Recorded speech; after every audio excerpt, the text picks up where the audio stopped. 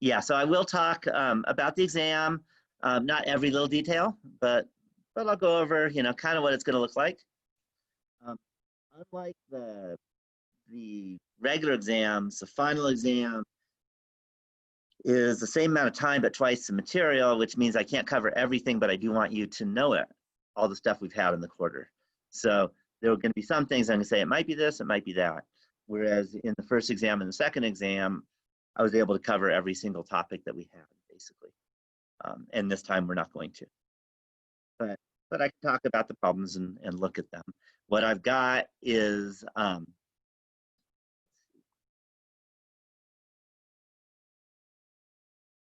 there it is. So what I have is I have a second computer. And what I'm doing is on the second computer will be the final exam.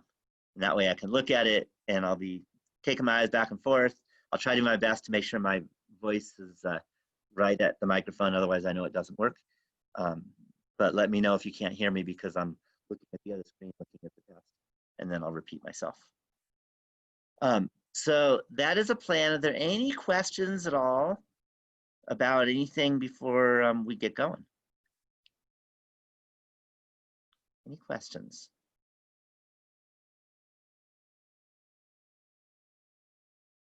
Give you a moment.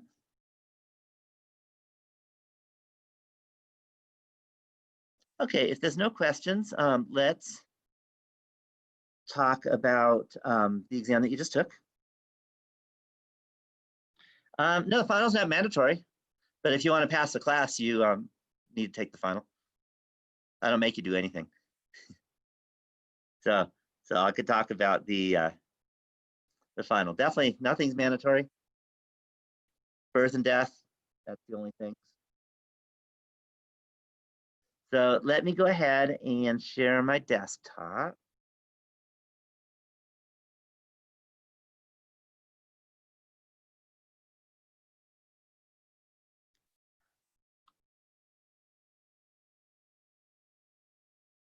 Okay. So I figured I'd pop you at the syllabus, take a look at the things, and how do you find the key to the exam that you just took? So if you go to modules, I think that's where it is. Oh no, it's not. Was it modules? No, it wasn't modules. It was on the syllabus. Sometimes I have to remember which class this is. So if you go to the syllabus and you scroll down, and you will see in week 11, next to exam 2 key.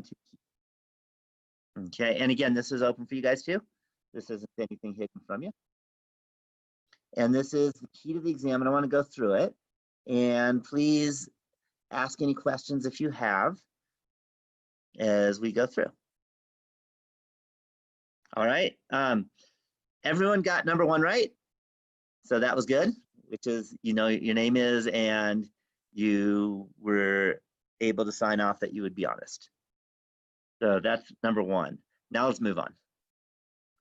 Okay, number 2 is answering the following true or false. Okay, if false, explain why or provide a counterexample. If true, explain why. So just a note that if true, explain why, not if true, provide an example. Examples don't help for true. Okay, counterexamples help for false, examples don't help for true. And I will let you know you're going to have true or false on the final exam too. So you need to make sure that you understand that, because a few of you on the true gave me an example, and that doesn't work. Okay. On the other hand, it says if AN is a convergent series, if AN is positive for all whole numbers n, then the summation n equals 0 to infinity of AN cubed is also a convergent series. And this one's true, and the reason why it's true is, first thing is that the summation of AN, it converges because that's given. And by the converse of the divergence theorem, the limit of AN must equal 0.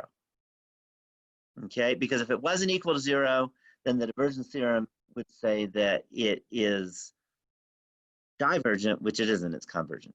So we know the limit is an, the limit of an equals 0.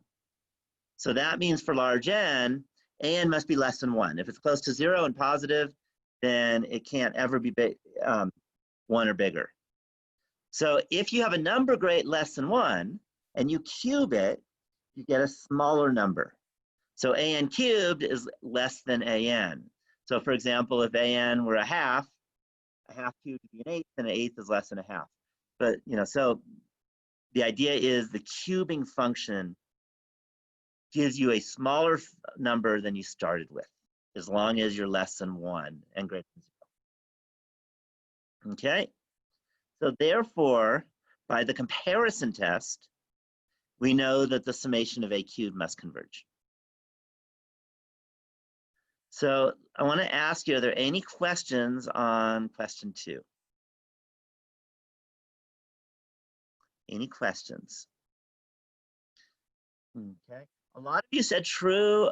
Some of you had good explanations and some of you didn't. Some of you have things that were actually, it was true, but then your explanation was false. So your explanation used some tests that didn't work. Okay, any questions at all? Okay, let's look at question 3. Another true false question. Okay, and that is, let's suppose that we have a summation, an x to the n, which is the Maclaurin series for f of x. Then the Maclaurin series for f of x squared is given by the summation of an squared x to the 2n. And this one's false. And as I mentioned, for false, all you need is an example where it's false. And the easiest example I can think of is let f of x equals 1 plus x. Okay, by the way, what is the Maclaurin series for 1 plus x? See if you can tell me. If f of x is 1 plus x, then what is the series expansion? What is the series for that? Maclaurin series is being centered at 0.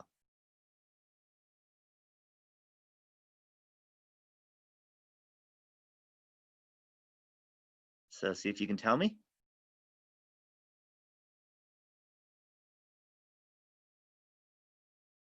Can you even hear me?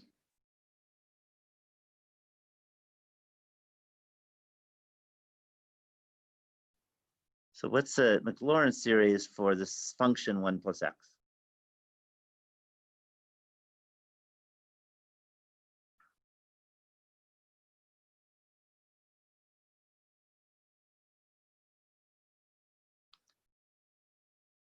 I don't think I've given you this type of example because it was too easy.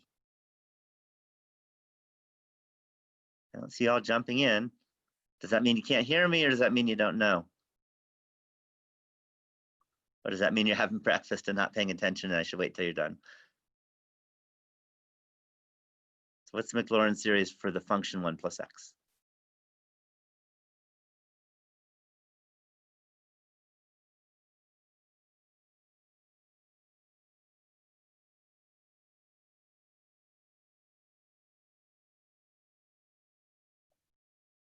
Anybody there?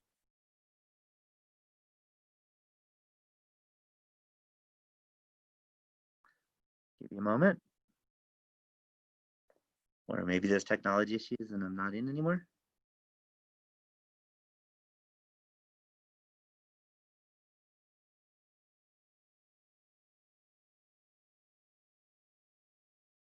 I'm looking at the chat box. I'm listening. So what's the Maclaurin series for 1 plus x, if you can hear me? So somebody respond something, even if you don't know.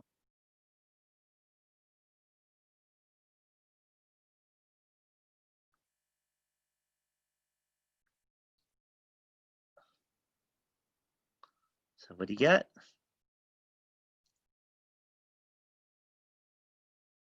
I'll wait. I can be patient. Or maybe you're off and I need to turn Zoom off and then try again if something's wrong. Not seeing or hearing anybody talking.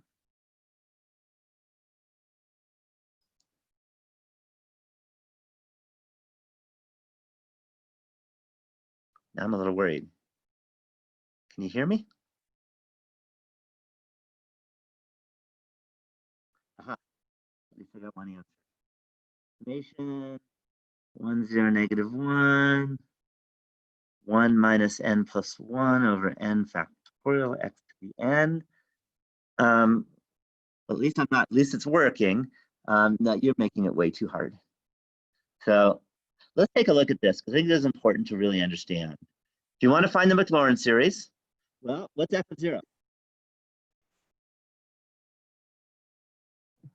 What's f of 0? Huh? 1 plus x. But f of 0 is, if you plug in 0, what do you get? Oh, 1. Good. Good. So it starts at 1. What's f prime of 0?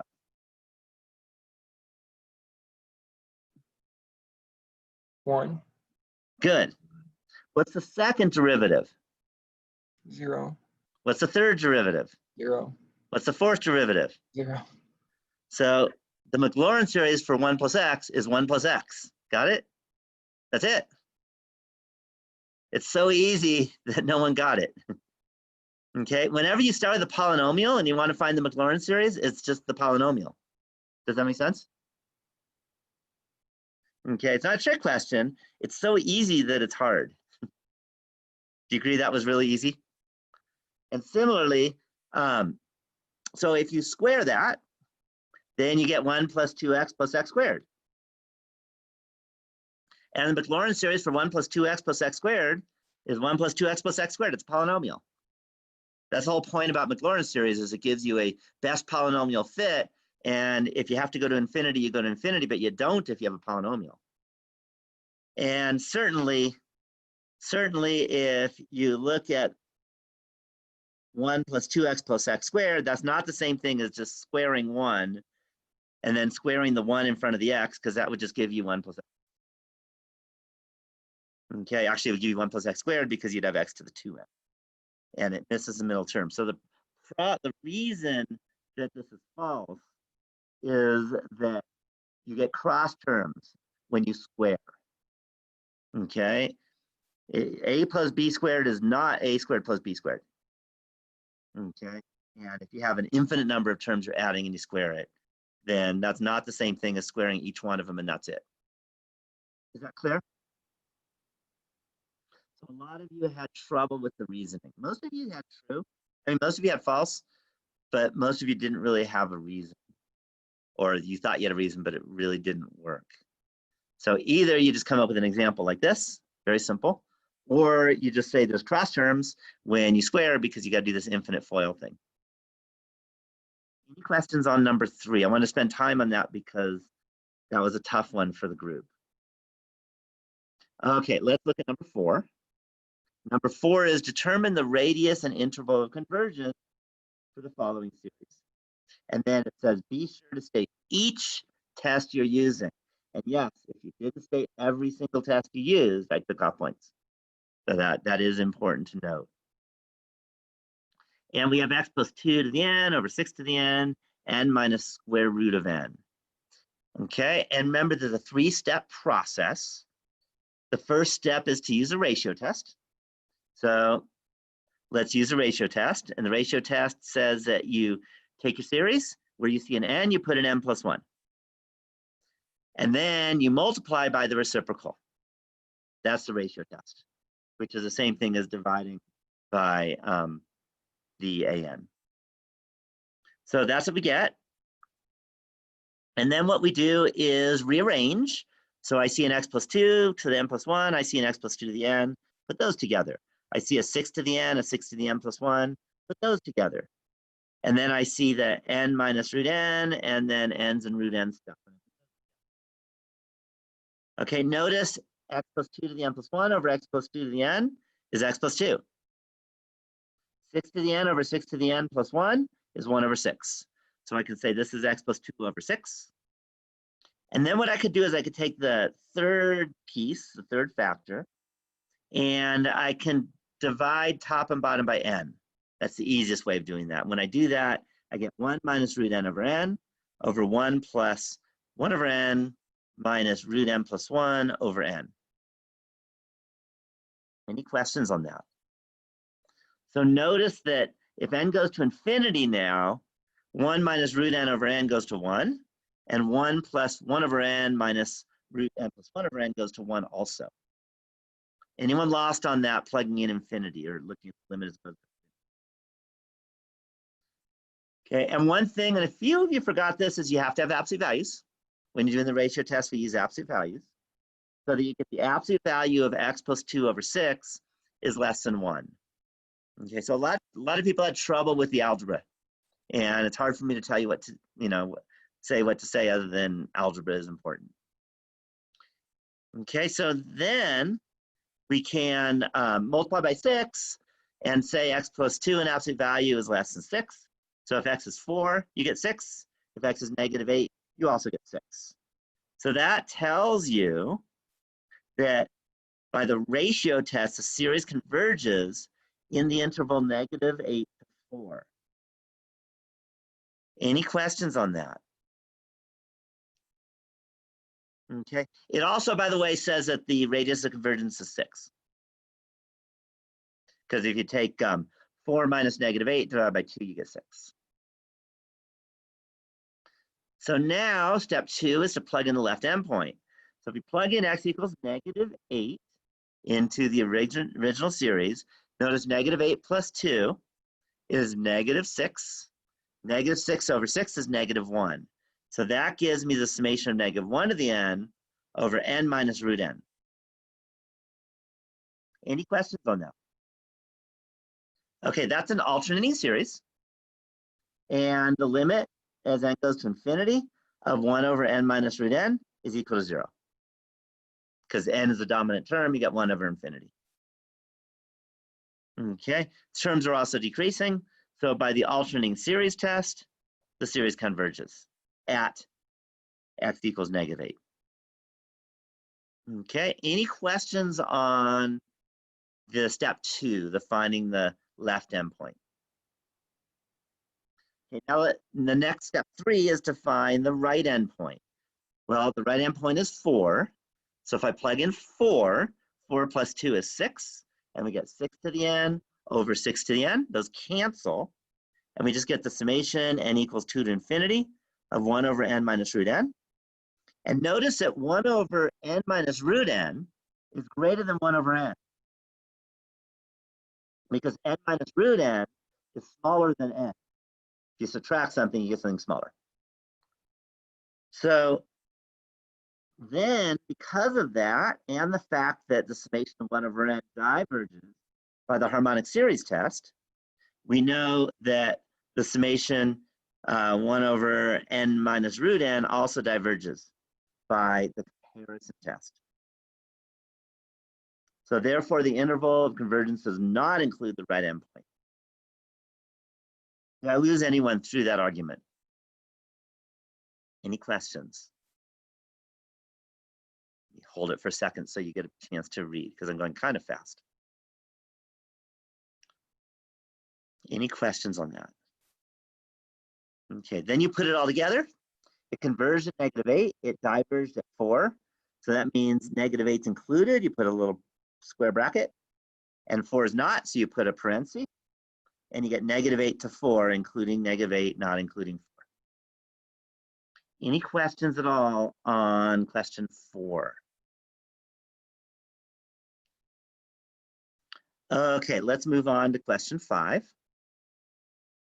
And it is find the Florin series for x cubed e to the negative x squared. Okay, here's what you don't want to do. And some of you tried, but it doesn't work. And that is take derivatives until you find a pattern. And the problem is these derivatives get messier and messier and messier. You're going to use the product rule over and over and over again. It's just not pretty. Instead, what you do is you identify, we know what e to the x is. E to the x is a summation of x to the n over n factorial. Okay, that's the one I told you should have down. It's the most important power series in the world. Okay, so that one you should just have in your brain. So then we want to adjust, and we can say f of x is x cubed e to the negative x squared. So I can pull the x cubed out.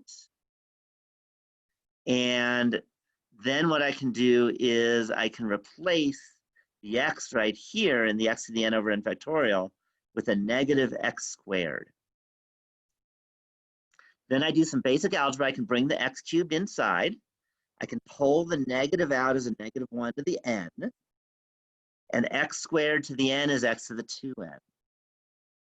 Any questions on that? And then finally, I can use the rules of exponents. So it says x to a power times x to another power is x to the sum of the two powers. So I get negative 1 to the n, x to the 2n plus 3 over n factorial.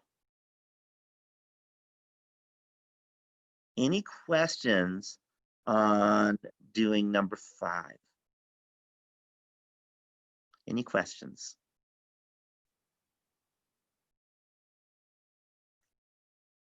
Okay, I'd like to pause for a little bit, make sure you can absorb all of this because I'm going kind of fast. And I do want to let you know this is on Canvas. So again, if you go to the syllabus week 11, you'll find a link to this. Okay, let's look at number 6. So it says use geometric series to find the Maclaurin series for f of x equals x to the 2.3 over 2 plus 1 x to the 1.4. Okay, so the idea is we need to write this as a 1 over 1 minus u, because that's what geometric series are. So one thing is I can take this x to the 2.3 and I can just pull it out. I can also take this 2 and I can factor it out. Notice if I pull out a 2, 2 divided by 2 is 1, but we also have to divide x to the 1.4 divided by 2. And we have a plus, and for geometric series, you need a minus. So this becomes an x to the 2.3 over 2 times 1 over 1 minus a negative x to the 1.4 over 2. Any questions at all so far?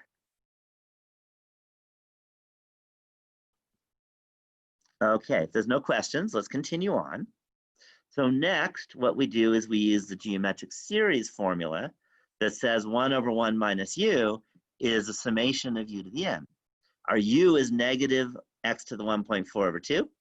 So I just plug in negative x to the 1.4 over 2 in the formula.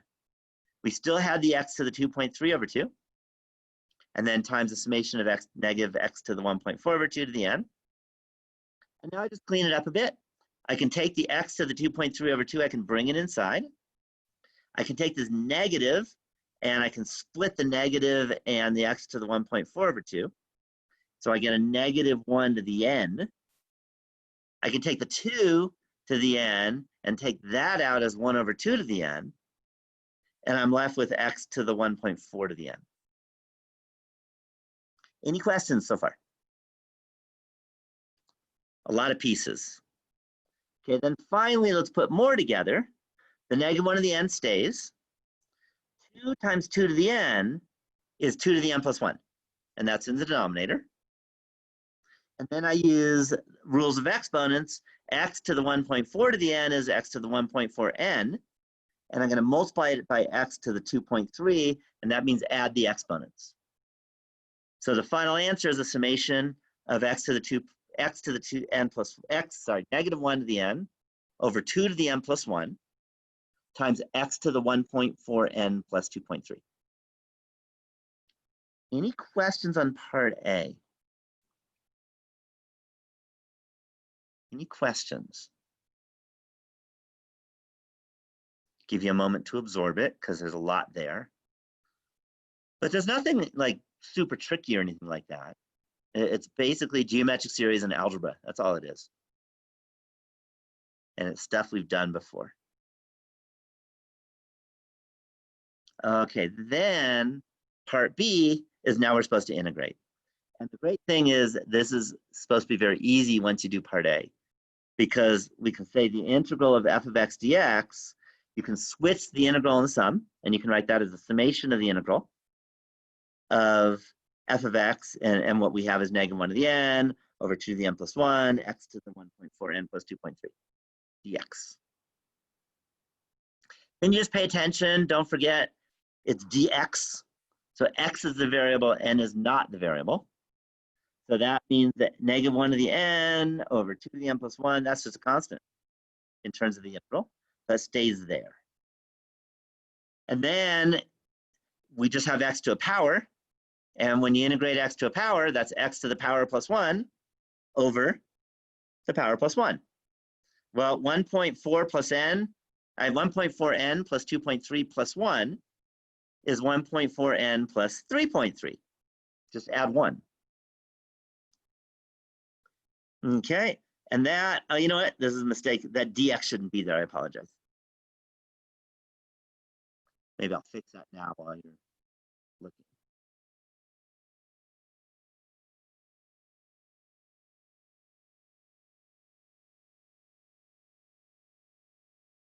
So yeah, you shouldn't have the dx. So let's make it not happen.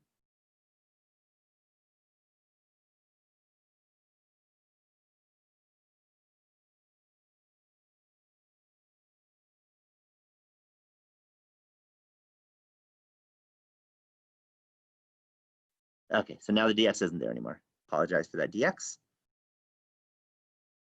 Okay, but what you do have, and I think a couple of you forgot about it, but when you integrate, you always get a plus c. And you can write the beginning to the end. I accept either. Any questions on number 6? Any questions? Okay, so this stuff is hard. You know, I'm not going to pretend it's easy, but with enough practice, you should all be able to make it. Okay, for each of the following series, determine whether it converges absolutely, conditionally, or diverges. Make sure to state the theorems you're using. If it converges, determine how many terms are necessary to ensure that the error is less than 0.001 if you approximate it with the corresponding finite sum. Okay, so first thing is, some of you didn't read the question and you just ignored this last sentence, or maybe you didn't know how to do it and you couldn't do it, but my guess is you just didn't read it. So just to note, you should always make sure you read the whole problem. Okay, so we'll get to that in a bit. The first thing is, let's look at part A. We have to decide whether part A, negative summation of -1 to the n over n plus 2, converges absolutely, conditionally, or diverges. So the first thing is we can use the alternating series test, because hopefully clearly you see that 1 over n plus 2 is decreasing positive and has limit 0. Because that's what you need for the alternating series test. If you plug in infinity, get 1 over infinity, that's just 0. Any questions on the fact that at least it converges? So therefore, by the alternating series test, our series converges. Okay, now we have to decide whether it converges absolutely or conditionally. So if you just remove the -1 to the n and turn it into a 1, that's what taking the absolute value is, then we have 1 over n plus 2. Okay, just note, you cannot use the comparison test because 1 over n plus 2 is smaller than 1 over n. So the regular comparison test does not work. Okay, but what you can use is the limit comparison test. There's other tests you can use, but the limit comparison test is definitely the easiest here. The integral test will work too, and that's not too bad. Okay, but the comparison test does not work.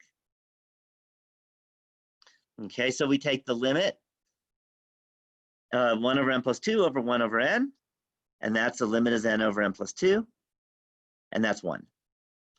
And when you get a 1 for the comparison test, and we know that the summation of 1 over n diverges by the harmonic series test, we could say by the limit comparison test, the series now must converge conditionally because the absolute value diverges. Any questions on that statement? Getting to converging conditionally. Okay, so now that we have that, Now, again, some of you didn't read it, but if it converges, which it does, it converges, how many terms are necessary? And the theorem says you go to the next term. I tried to make it easy, but that doesn't necessarily mean it is easy for you. Okay, you don't even need a calculator for this because the next term is just 1 over n plus 3. And we set that to be less than 0.001 because that's what we're asked for. And 1 over 0.001 is 1,000. Because remember, you read 0.001 as 1,000th. The reciprocal of that is 1,000. So if n plus 3 is greater than 1,000, remember when you take a reciprocal, the inequality switches. Then subtract 3, and you get n is greater than 997. So in particular, you need 998 terms. Any questions at all? Any questions at all on part A?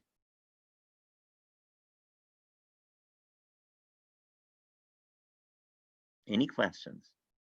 Okay, let's do part B. There's actually a couple ways of doing part B. I think the divergence test is the easiest way on this one.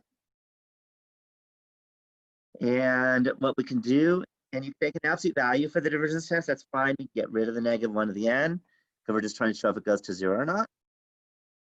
And if you take the limit 2n factorial over n factorial 2 to the n, and you realize what that is 2n times 2n minus 1 times dot, dot, dot, dot, times n minus 1 times dot, dot, dot, dot, times 3 times 2.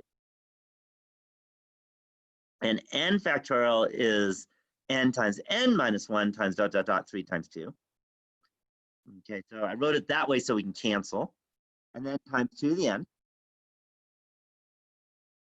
And then notice all the terms from n down cancel. And you get 2n times 2n minus 1 times 2n minus 2 times dot, dot, dot, times n plus 1 times, sorry, times n plus 2 times n plus 1 over 2 to the n. Okay, and that is actually greater than n. That goes to infinity. Did I lose anyone there? So I think that's the easiest way of doing this one. The ratio test will also work. That's just messier. Where this one is actually clean if you can handle the factorial. Okay, so therefore, if the limit is not 0, the divergence test tells us a series diverges. Any questions on part B? Okay. There was part C, which I think I didn't give you, if I remember right. Remember I told you I made the test a little longer and then I cut a little bit? So I think that was the one that wasn't on it. And so I don't think I'll go over it. I'll let you read it if you want, though. It's just an example for you instead of a, was high stakes on the test or something. Any questions?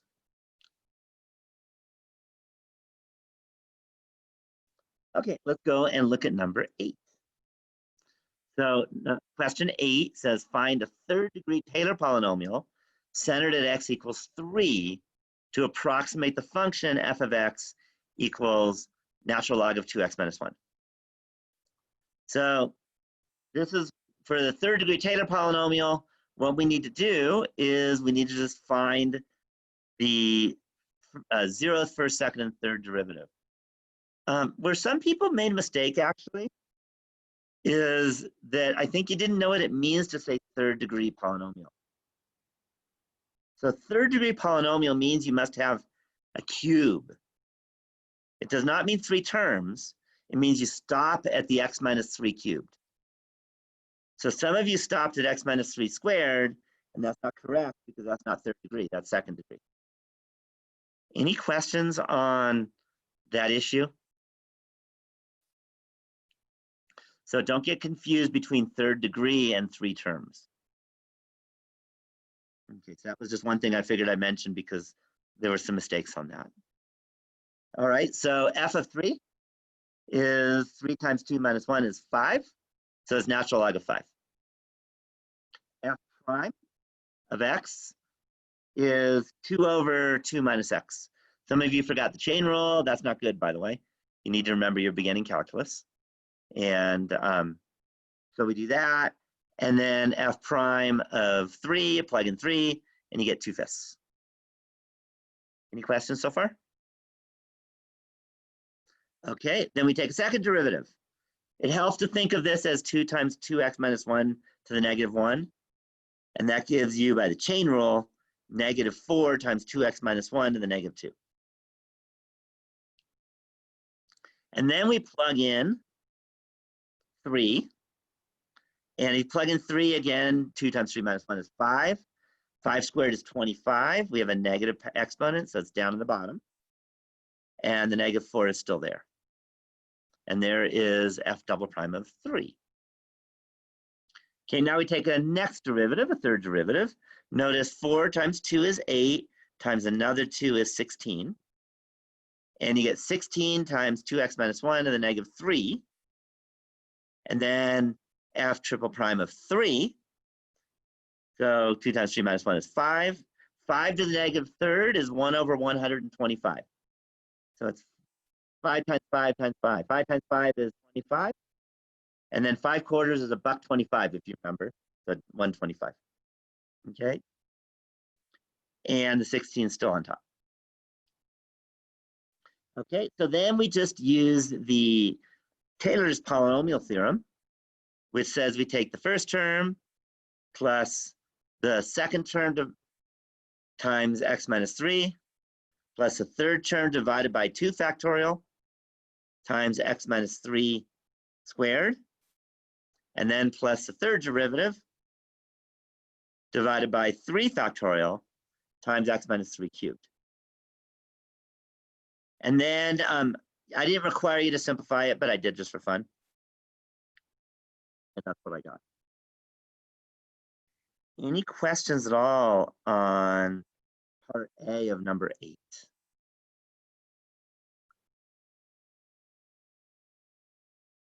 Okay, part B is determine the remainder estimate in using the polynomial from part A to approximate f of 5. So the remainder theorem says that what you're supposed to do is find the next term. So we find the next term, and the next term, if you take a fourth derivative, that's the derivative of the third derivative, and 16 times 3 times 2 is 96. So we get negative 96, 2x minus 1 to the negative 4. And if you plug in 3, that gives you 96 over 625. I got rid of the negative sign because we're taking an absolute value anyway because we're looking for a remainder.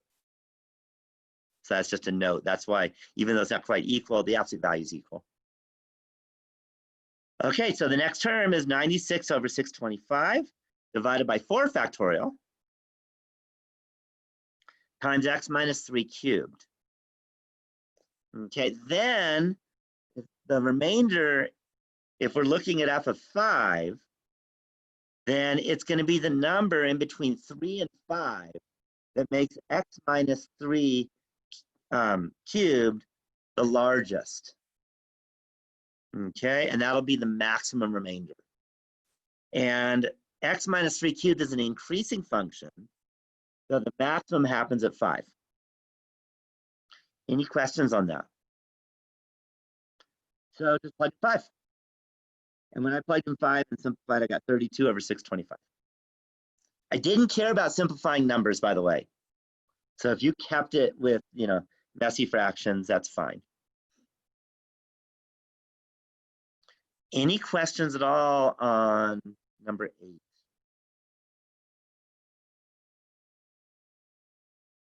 Any questions? Okay, let's look at number 9. And number 9 says use the appropriate substitution to write down the Maclaurin series for the given binomial. So the first thing is you have to remember the binomial formula. The binomial formula is 1 plus x to the r is 1 plus rx plus r minus 1 over 2 factorial x squared plus r minus 1 times dot dot dot times r minus n plus 1 over n factorial over x to the n plus dot dot dot. Any questions on that? Okay, so the next thing is we plug in. So our value is 1/3. So I plug in r equals 1/3.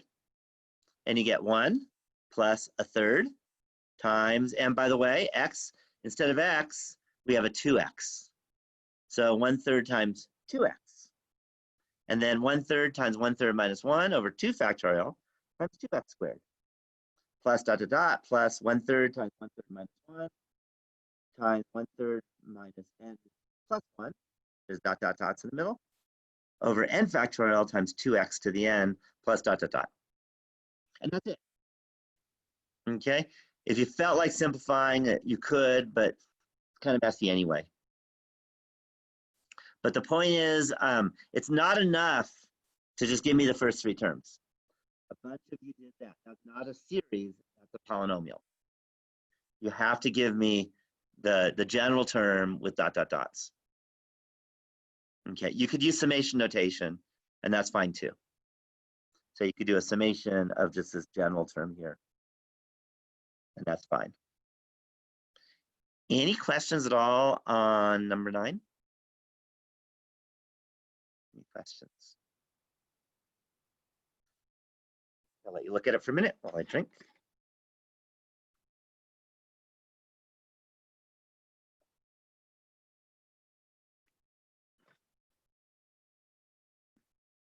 Okay, let's look at number 10. And if I remember right, your number 10 was shorter than the number 10 that was originally there. So I know there's some, I think there was an extra one that I decided to get rid of to make the test. So determine if the following series converge or diverge. Make sure you state the test you're using. So the first one was summation n equals 0 to infinity of 3n squared over n cubed plus 2 quantity squared.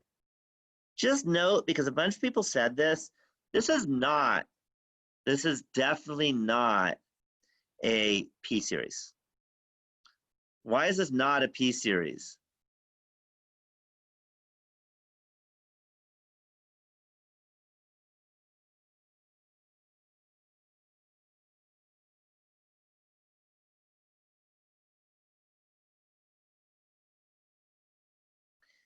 That's part of it, the 3n squared, the plus 2. It's just not. It's not a p-squared because it's not 1 over n to a power. And that p-series have to be just 1 over n to a power. And this is not 1 over n to a power. So some of you said, oh, by the p-series test, we're done. That's not okay. Okay. You could do it with a limit comparison test with a p-series, but I tried to make this specifically easy if you knew which test to use. And this is the integral test. Okay, notice that the derivative of n squared, n cubed plus 2 is just 3n squared. I really tried to make it an easy integral test one, but very few of you actually use the integral test. A couple of you did. But this was meant to be done in a very simple way with the integral test. And if you just note, first thing, that clearly 3n squared over n cubed plus 2 squared is positive. For large n, it's decreasing because the denominator is higher power. So now you just integrate, and that's just going to give you the integral from 0 to infinity of 3x squared over x plus 2 squared dx. And that's just the integral from 2 to infinity of u over u squared. Like I said, this is just meant to integrate. And that's just negative 1 over u from 2 to infinity, which is 1/4. That's a number. So therefore, it converges by the integral test. Any questions on part A? Okay, very few have used the integral test, but this was just meant for the integral test. Any questions? Okay, so part B, I forgot which one I got rid of, but I might as well just do them both, I guess. I know you only had to do 2 of them. So summation of 3 to the n over n plus 2 factorial. This one's meant for the ratio test because this is a power and a factorial. And you plug in n plus 1. You get 3 to the n plus 1 over n plus 3 factorial. And then you take the reciprocal of plugging in n, and you just have n plus 2 factorial over 3 to the n. Put the 3's together, put the factorials together, and you get 3 to the n plus 1 over 3 to the n times n plus 2 factorial over n plus 3 factorial. 3 to the n plus 1 over 3 to the n is just 3. And n plus 2 factorial over n plus 3 factorial is 1 over n plus 3. So then you take a limit and n goes to infinity, you get 0. 0 is less than 1. So therefore, by the ratio test, the series converges. Any questions on that one? Okay, part C, and I think that might be the one that I got rid of. So if it doesn't look familiar, that's why. Okay, then part C, summation n equals 0 to infinity of n plus 4 over n plus 1 quantity squared. This is also not a p series. It's not 1 over n to the p. Okay. On the other hand, this one, if you look at it, it's really n plus 4 over n squared plus 2n plus 1. The dominant terms are n on the top, n squared at the bottom. N over n squared is 1 over n. So I'm going to use the limit comparison test with the harmonic series 1 over n, which diverges by the harmonic series test. Okay, notice the direct comparison test does not work because the inequality is wrong. Okay, we don't, there's no nice inequality here. So this is definitely limit comparison test, which isn't that hard. So what we do is we take n plus 4 over n plus 1 squared, and then we divide by 1 over n, which is multiplied by n over 1. That gives you n squared plus 4. And then I FOILed over n squared plus 2n plus 1. And the dominant terms are n squared over n squared, and that's 1. So therefore, by the limit comparison test, the series diverges. So that was your exam. I want to ask you, are there any questions at all about this exam? Yeah, I wanted to spend a lot of time on it because this is like half your final is going to be these kind of problems. So it's worthy. This kind of reviews the first half of the class, the second half of the class. Any questions?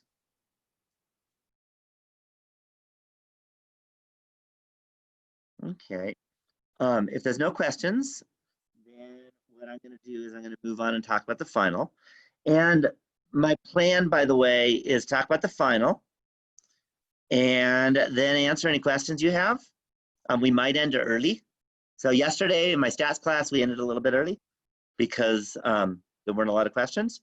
But if you have a lot of questions, that's fine too. You could even ask past class and we could do office hours that way. Okay. But anyhow, so you're, please ask questions. That's the whole point of these. Any questions?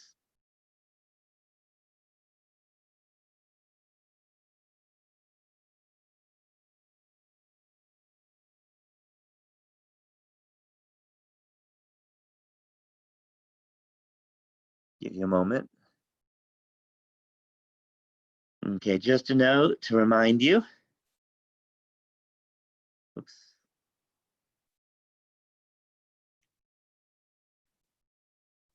That you can get to this key by going to the syllabus, going to week 11, and it says exam 2 key. Is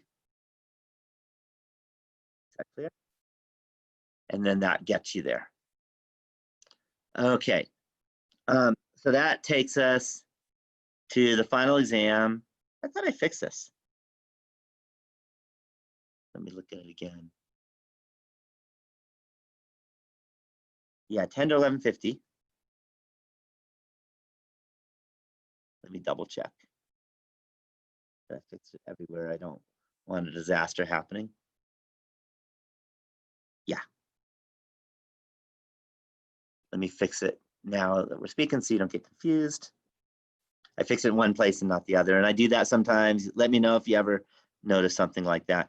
There was a mistake on one of the links to the practice final too. And we'll make it 12. I'm going to give you the full 2 hours.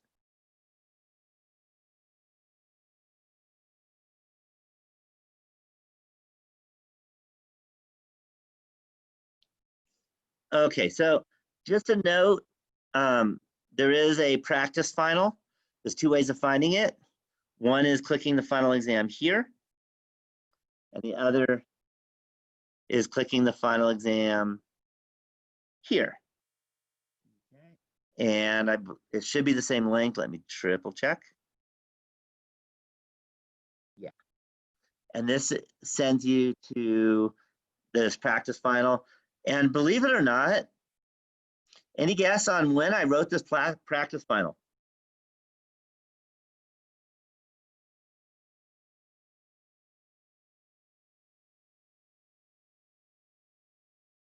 Yeah, what I could tell you is I could guarantee that you wouldn't remember because most of you weren't born. Okay, not 30 years ago, good try. 24 years ago. Okay, 24 years ago, I wrote this practice final because I've been teaching 24 years. I guess that might be 23 years ago. This is my 24th year. So 23 years ago, I wrote this practice final. But the interesting thing is math doesn't change. You know, when you have grandkids, your grandkids are going to be doing the same stuff that you did in calculus. It really hasn't changed in probably a couple hundred years or something since it was invented. Okay. Now there could be new technology and stuff, but I mean there will be, but math didn't change at all. Okay, power series or power series, that's all changing. The one thing that did change just for this year is we did the functions of several variables in the first half, and then we did the power series and series in the second half, whereas it used to be the opposite, and I switched because I didn't want to kill you at the beginning when you're trying to learn online at the same time. So that's the only change really, is the order which we did things, and I think I set the practice final with that order when I did it 23 years ago. So this is the practice final. There's a key to it also. So you're always welcome to, take a look. I want to let you know a practice final is not a study guide. Okay. Just because you can do all of the problems on the practice final does not guarantee that you can do all the problems on the regular final. Okay. When I wrote the regular final, I didn't even look at the practice final. Okay. But the material hasn't changed, so I figure still a good practice final. Okay. You'll notice that if you look at the questions, they're the same, even though they're 23 years ago. Same kind of questions. Determine the Maclaurin series, find the interval of conversions. Nothing's different. Okay. Convert to cylindrical, convert to spherical. They're all that kind of stuff. So that's one thing, is that this is a practice final, which is not the same as a regular final. You now have 3 very good study guides as a combination. What are the 3 good study guides? All of our tests. Yeah, you got your 2 regular exams and you got your practice final. I mean, sorry, you got your regular final, you get practice final, and those are 3 study guides right there. Does that make sense? So there's 3 good study guides that will help you, get you ready. But the other study guides you can use are your homeworks. Okay, that works too. Okay, and so does the textbook. The textbook has lots of examples. So that's the good news, is that there's lots of examples to do. And what you want to do is you want to practice. And what I would recommend doing, even though it's a little more painful, is practice in front of a computer and type in your answers. Okay, so type in, and I don't require that everything is pretty. Okay, I won't mention names, but I even had some students, I don't even know what happened, but they put in LaTeX, horrible equations. It took a long time for me to read through. But I read through it, and it was actually, most of it was correct. But the point is that I want to make sure that you understand the math. I don't care whether you know how to use equation editors well. So if you want to write SUM for sum, that's fine. If you want to write SQRT for square root, that's fine. But if for your own good, if you want to use the equation editor, that's fine. So that's just a note in terms of the expectations for the final. I don't expect you to be great typesetters in mathematics. I expect you to be able to do mathematics. Is that clear? Okay, so that's something to note. Don't spend all your time trying to figure out how to get it pretty, because that's not important. Okay, so now I'm going to move my eyeballs a bit to the other side because I want to look at the final so I can talk about it.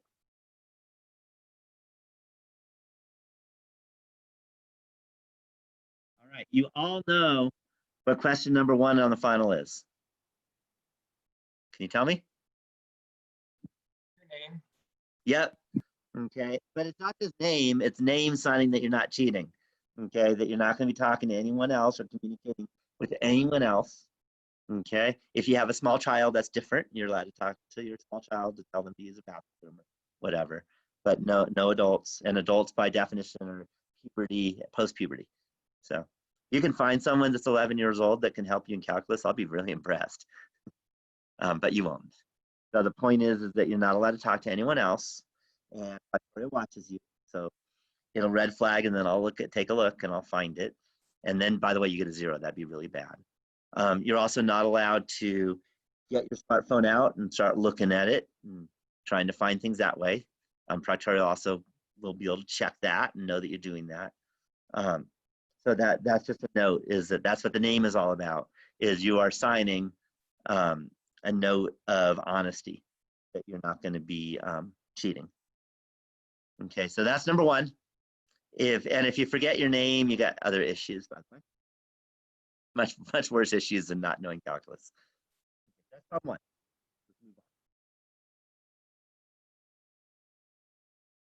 1. Okay, so now problem 2 and problem 3 have the same instructions. So what did we do that was really important in this class that I'm going to make you do more than once?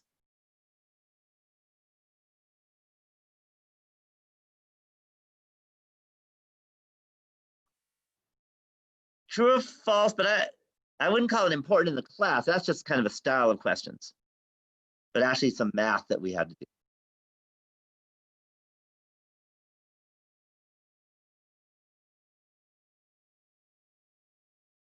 You remember? You better all remember. Okay, let me read it. It says, test the series for convergence. Be sure to state the tests you are using. So we had a whole chapter on that. So of course you're going to have more than one problem on it. Is that clear? Okay, so that's problem 2 and 3. And again, there's lots of practice problems for that. You know, the exams, or the exam, the press exam, the homework, the webinars, the book. There's lots and lots and lots of practice for testing for convergence. What I'm not telling you is which test to use. You have to use the appropriate test.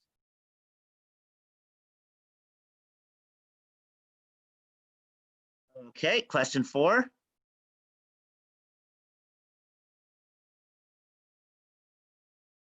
Is you're going to have to either do a Maclaurin or a Taylor series. And you're going to use something that you're familiar with. So, and you might want to take some notes. You're not going to be writing a table of derivatives. You're going to be either using, so what are you familiar with? What series do you already know?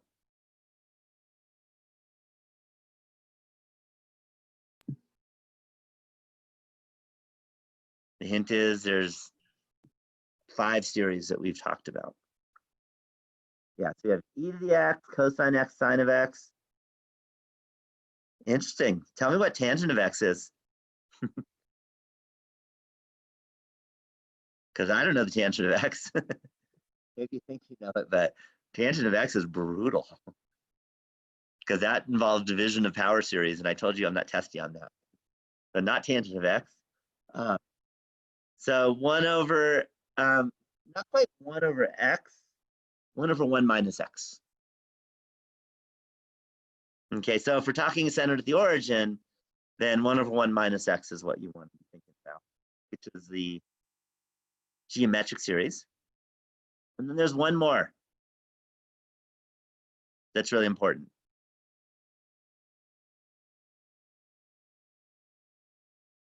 Here's it. It starts with a B.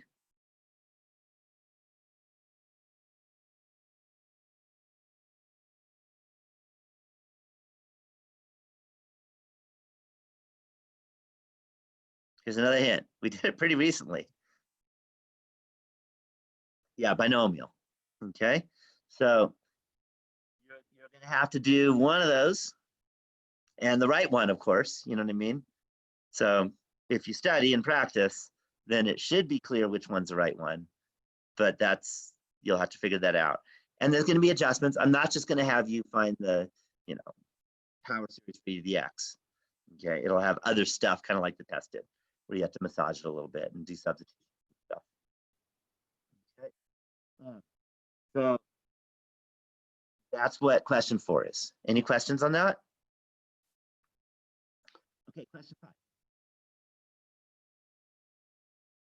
Okay, question 5 is, let me state it so you all hear me, and you must do what I tell you. That is, use the definition of Taylor series. Define the series for, and there'll be a function, centered at x equals, and there'll be a number. So when I say use a definition, what must you do?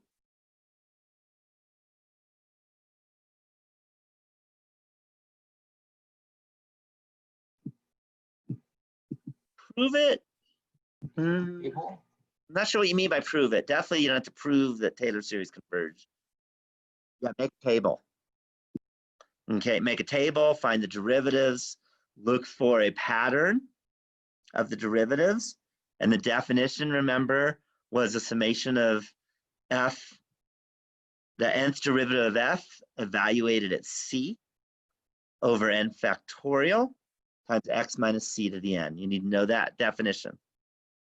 So that means you're not allowed to do binomial. You're not allowed to do e to the x or cosine x or sine x or geometric.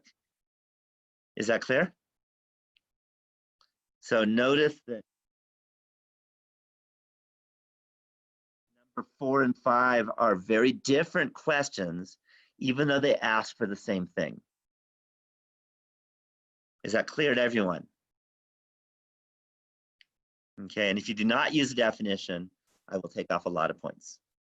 So if you say, I got this one memorized, that's not okay.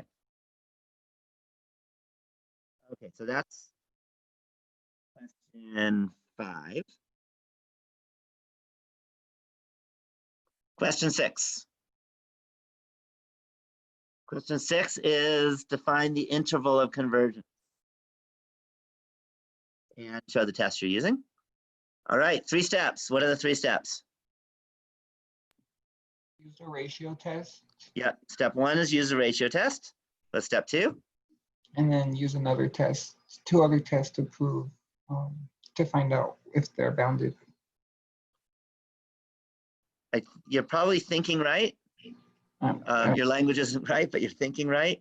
So first use the ratio test, step 1. Step 2 is to use another test to determine whether the left endpoint converges. And step 3 is to use another test to decide whether the right endpoint converges. I want to make something really clear to you, is that step 1 is use a ratio test. What happens if you use a ratio test for step 2?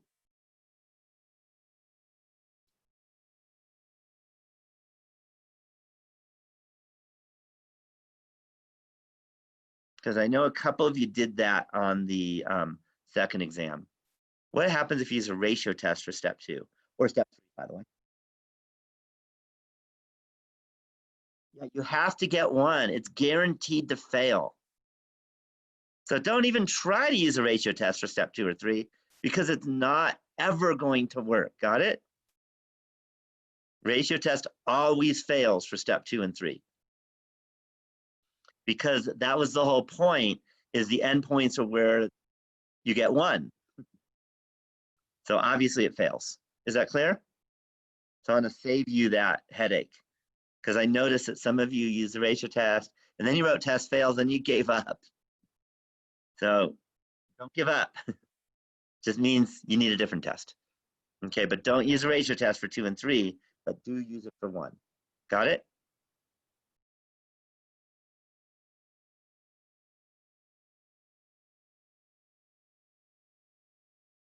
Okay, so problem number 7. So problem number 7. Number 7, you're going to have to use power series to do calculus.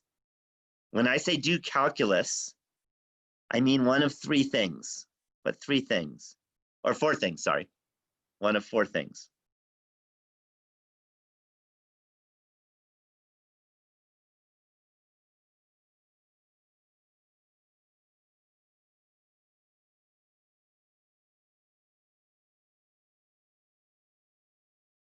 So what are the 4 main things that we do in calculus? My guess is you should be able to pretty easily come up with 3 of them. The 4th one, as soon as I say it, you'll say, of course. Yeah, limit, integral, derivative. And the 4th is solve a differential equation. Because we spend a lot of time on that in calculus too. So it's going to be one of those 4 things. I'm not going to tell you which one because I want you to know how to do all of them. And you're going to have your first step, by the way, is to get the power series. And I promise you that if you've studied a lot, it'll be quick and easy. And the second step will either be limit, integral, derivative, or differential equation. Any questions on that question? Okay.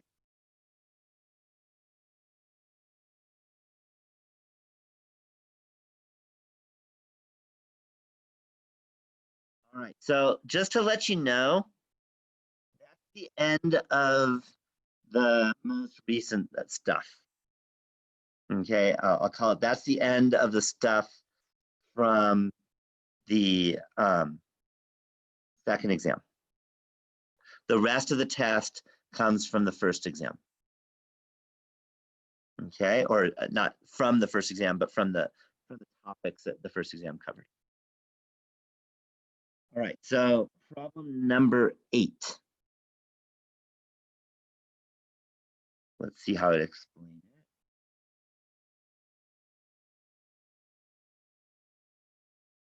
So problem number 8 is going to be a function. And I'm going to have, it's a hard one to tell you without telling you anything. So I'm not going to tell you much, unfortunately. I'm going to have you do some calculus that is an extension of first quarter calculus to third quarter calculus using stuff that we did in the first 5 weeks of class. I'm sorry if I'm a little vague, but I have to be. Otherwise, I'm giving too much away.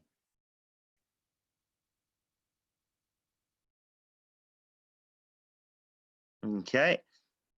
Problem number 9 is dealing with stuff. It's either going to be change of coordinates, different coordinate system, or parametric equations. But it's going to be something about that stuff. Again, I'm not going to tell you all the details because there's a lot of little details, and I can't tell. I don't want to tell you which detail I'm asking you.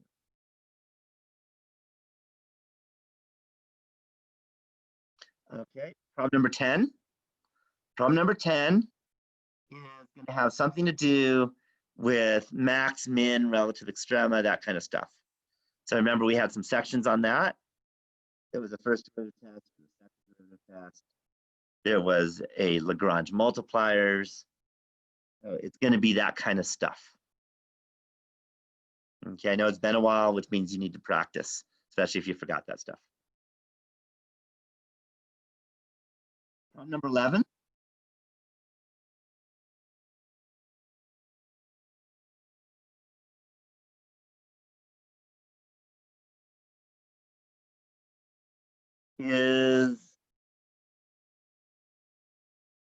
It's going to involve changing coordinates and calculus.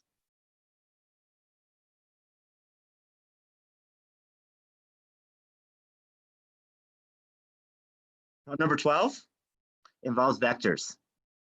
So what are the things you have to know how to do with vectors?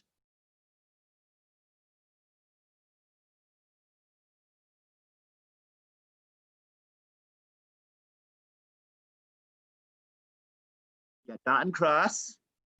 You should be able to do arithmetic, other arithmetic, addition, subtraction, right? You should be able to understand them geometrically. Okay, you should be able to use them to do stuff. Okay. All right, question 13. Okay, it wouldn't be one of my tests if I didn't ask you these. What do I ask on every test that I give in all my classes? Every final? Yeah, true, false. So number 13 is a true, false. And number 14 is a true, false. And I will tell you, it won't help you at all for studying, but there's one true, false from the first half of class and one true, false for the second half of class. That's one of each. It'll be pretty obvious which is which, because they're just what we've done is very, very different, one thing to another. And that is the test. There is a chance, and I'll talk to you, see if you want it. There's a chance I could shorten this test. I won't tell you which ones I'll take away, though. So if it seems like there's consensus that you want the test shorter than it is, I can do that. I don't know whether you ran out of time on the first test and the second test. It's not like a few of you wrote down that you're running out of time, but most of you didn't. There weren't a whole lot of blank answers. So that usually means you're not running out of time, but not always. Unfortunately, with the online test, unlike face-to-face, I can't watch you and see. I don't know if you realize, I don't know if you remember, I know it's like almost painful to even think about the fact that there was a time there was actually a classroom. Do you remember those days? And if you remembered, I walked around. I don't know if you noticed that, but I'd walk around every 20 minutes or so, just looking at your papers. Do you guys know what I was doing?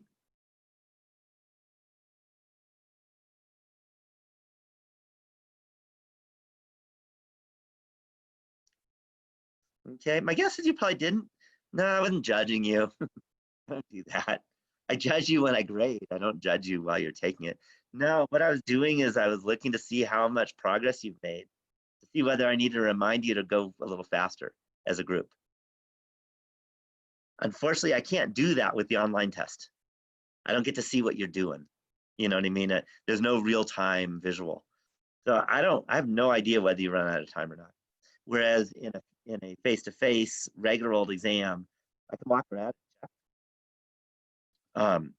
So yeah, if you're wondering what I was doing, I wasn't judging you. I don't do that. But I was checking to see if I needed to give you a reminder on time. Okay, that's what I do, because I figure that'll help you a bit if you need one. So if you feel like you'd like a shorter test, remember that the good thing about a shorter test is that you're not rushed with time. The bad thing about a shorter test is if there's one problem you can't do, it could zap you on the grade because there's fewer problems. So there's pros and cons. And I could do either. But I have to hear from you if you want a shorter test. Okay. And by the way, if I give you a shorter test, I'm not going to tell you which problems I'm getting rid of. Okay. So you still have to study it all. That doesn't help you. You still have to learn everything. But you have to let me know if you want a shorter test. But again, I've gone over, at least what I've written. So the test is written, ready to go.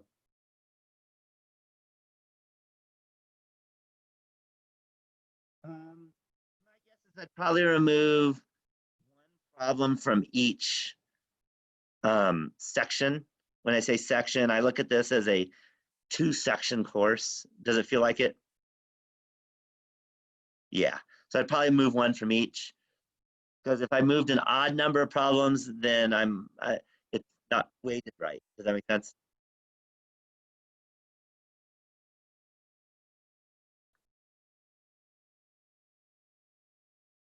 So just let you know that would happen, but you'll have to let me know if you want it shorter, because it's very easy for me to remove a problem.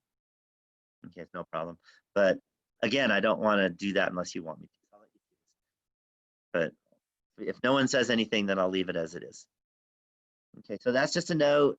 Another thing is that unlike the first and second exam, I'm not right when I grade it. I'm not going to write lots of comments because you're not going to be able to see them anyway, because Canvas closes and then it's over. So my grading should go a little faster. It takes a long time to write all the comments that I'm writing. You don't know how many hours it takes to grade your test. I think it was like 6 hours of grading. There aren't that many of you. So the final will be graded a lot faster. So it will be graded for sure by Thursday, just to let you know. And unfortunately, I think that it all closes on Wednesday because the class is over. But if you ask me, I can tell you what you got. You'll have to email me. So that's my plan. Any questions at all? We still have some time if you want to use it, or if you want to see examples, or if you have questions, I'm here for you. But I've kind of said what I needed to say in terms of talking about what the content of the exam is and going over the exam 2. So any questions at all, or any requests on seeing a kind of problem done? Now that you know what's on the test, or at least somewhat on the test. And the bad news again, next quarter is also online. Don't shoot the messenger. But I just looked at the schedule this morning actually, and it actually says it now. EVE means online. I don't know if you know that. So I'm kind of bummed. But you won't have me, you'll have Bruce. Hopefully if you take next year and you take me for winter quarter, if I'm doing linear algebra, I don't even know what I'm teaching, but if I'm teaching that we won't be online. That'll be so much better not online. If I make it shorter, will the problems be more difficult? No. If I make it shorter, I'm just going to literally remove 2 problems, period. I haven't looked at it deeply enough to decide which problems to remove.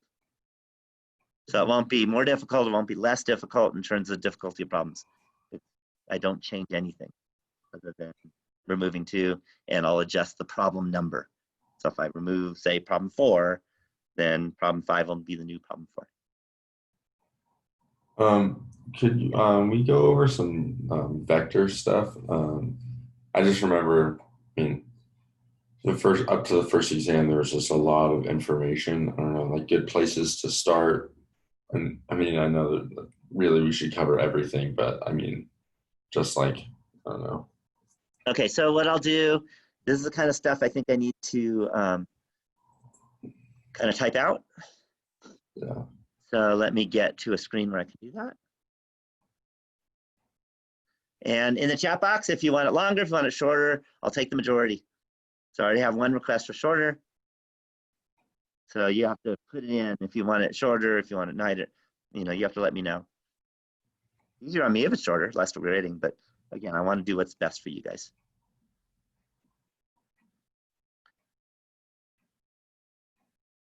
Let me go to webinar. By the way, I just used the same webinar page. So this is statistics webinar. It's about to get canceled.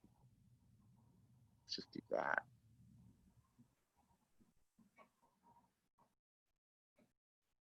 So what kind of vector problem do you want to see?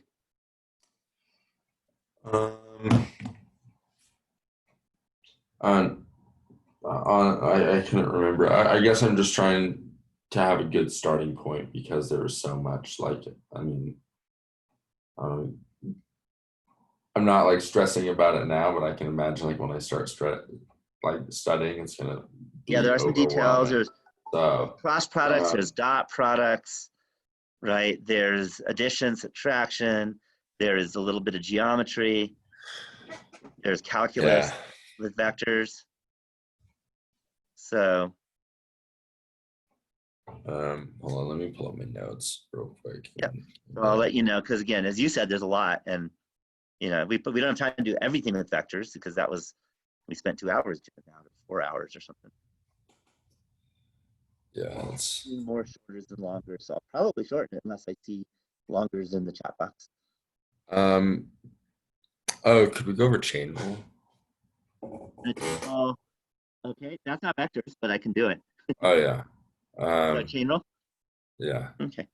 All right. So I'll just make something up. Those are easy. So they're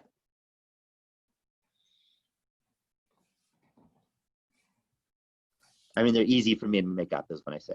Not as easy. Yeah. So let's suppose that f of x comma y is equal to, how about xy squared minus cosine of x plus 2y.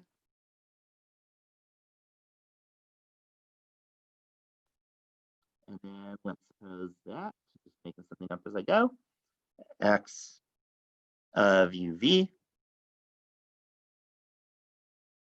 is equal to u over v.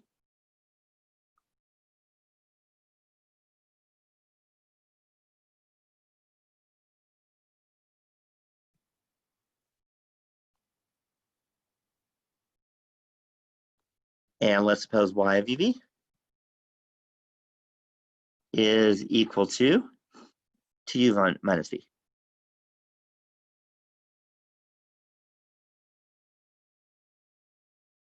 Find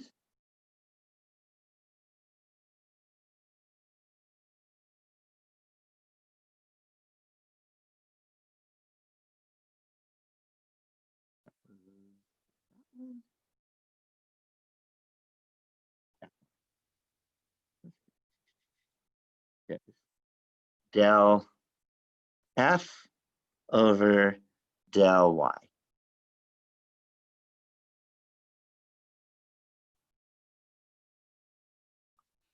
Is that kind of what you want to see? Yeah.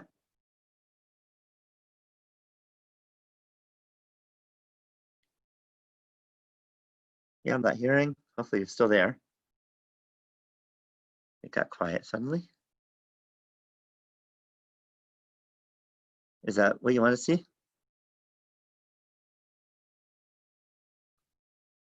Not hearing from you, but hopefully that means yes. Okay. So the chain rule, the first thing you should do is literally write out the chain rule. And that is del f over del y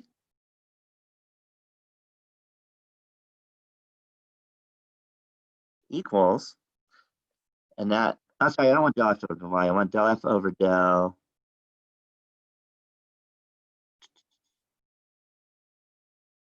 u. That's what I want. Otherwise, we're not using the chain rule. So del f over del u is equal to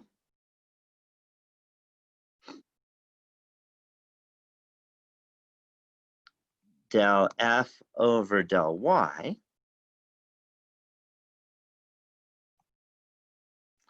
times del y over del u. Always takes a moment to type this stuff. Sorry about that.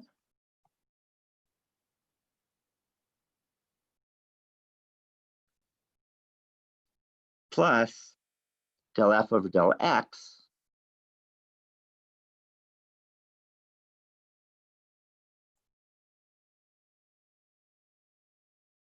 times del x over del u.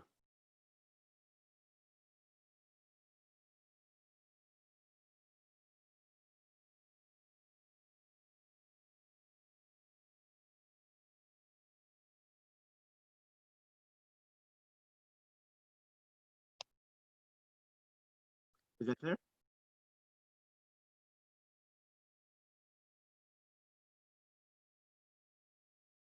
Any questions so far? Okay, now we just calculate these things. Del f over del y. Now we find the partial derivative of f with respect to y. And we start with the x y squared. What is that?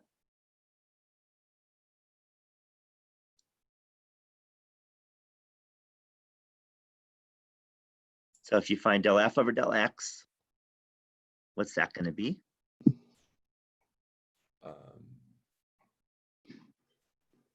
You take the partial derivative in relation to x, right? And which is? Just y squared. Y squared, good. And then we still got it, we got this minus cosine of x plus 2y. So that's going to be, notice the derivative of the cosine is negative the sign, so that's going to be a plus, right? Yeah, plus sine of, well, the derivative of x plus 2y in relation to x is just 1, so it's just plus the sine of x plus 2y.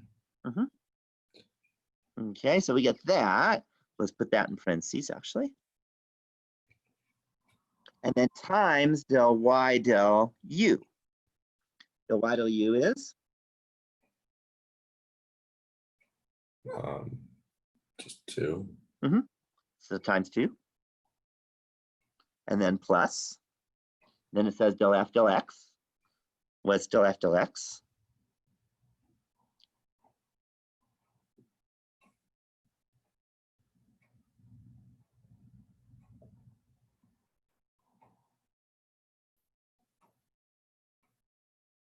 Oh, you know what? I think I did it.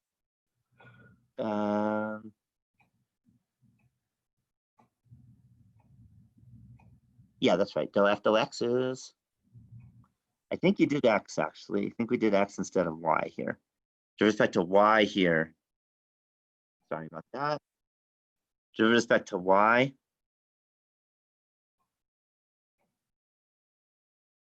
there we go, is going to be 2xy.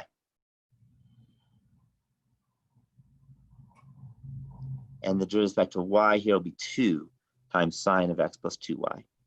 And then del f del x, because I did the y first in my equation. It doesn't matter what you do first. You just got to be consistent. And then del f del x is going to be the y squared. And then plus cosine of x plus 2y.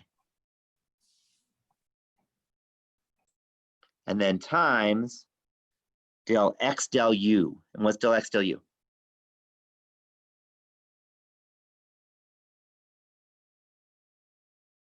Yep, it should be sine, not plus sine, sorry. So focused on the typing that I'm not noticing when I'm typing. So what is del? Yeah, it's 1 over v.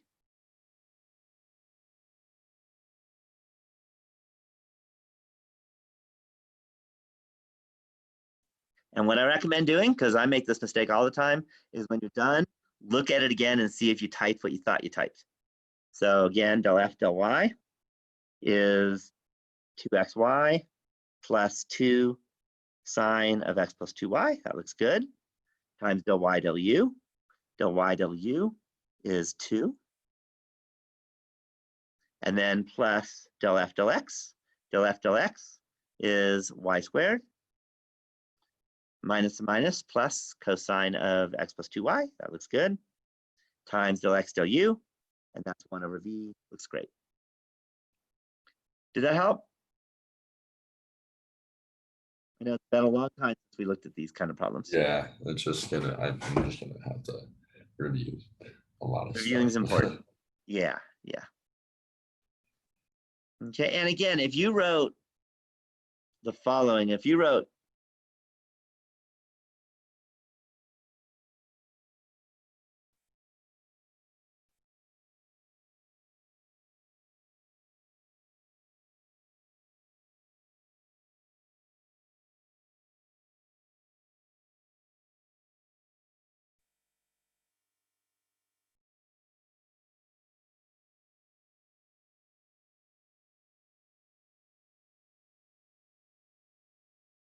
If you wrote it that way, that's fine, okay?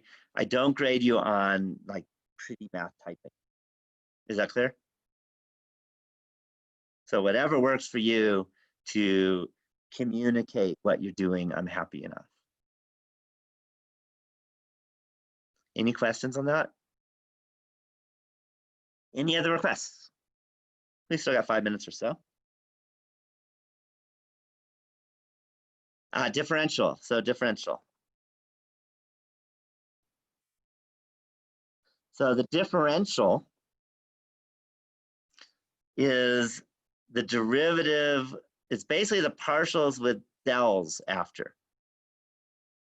Okay, so the differential is the following.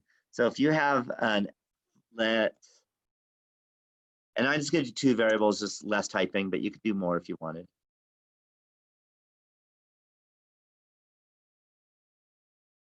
F of x comma y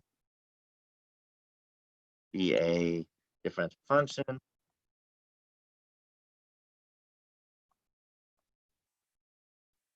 Then the differential of f is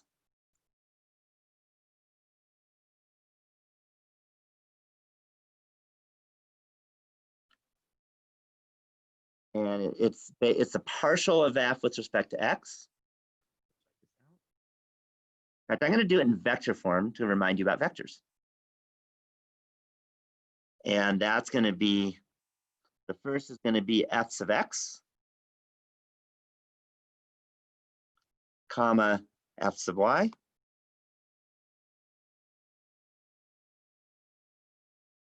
And then dotted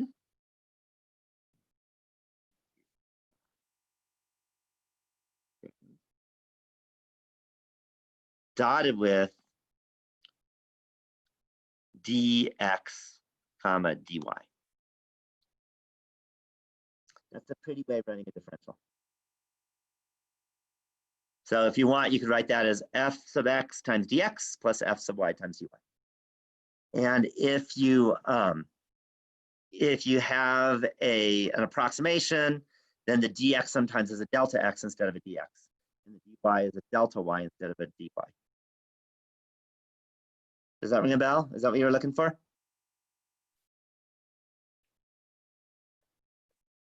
Yeah. And that's the thing about the first 6 weeks. It was a lot of little definitions, but nothing brutal, just a lot of definitions. Sounds right? Just so many details. So you definitely want to practice and review all the details. So remember how to find the dot product. Remember how to find a cross product. Remember how to find the area for polar coordinates. Remember the formulas for spherical coordinates and cylindrical coordinates. Remember things like the Hessian. Okay, remember the first derivative test. Okay, remember how to get the gradient of a function. We just had a lot of details. Whereas the last 5 weeks or so, there weren't that many details, but it was very abstract and hard. I think that's the big difference between the first half and the second half. Any other questions? I think I'm going to stop the share and also stop the recording. This will be the very last recorded webinar for this class. I hope this is the last Math 105 recorded webinar ever, because I don't ever want to have a pandemic again. I'm sure you all agree with me. So let me hit stop recording.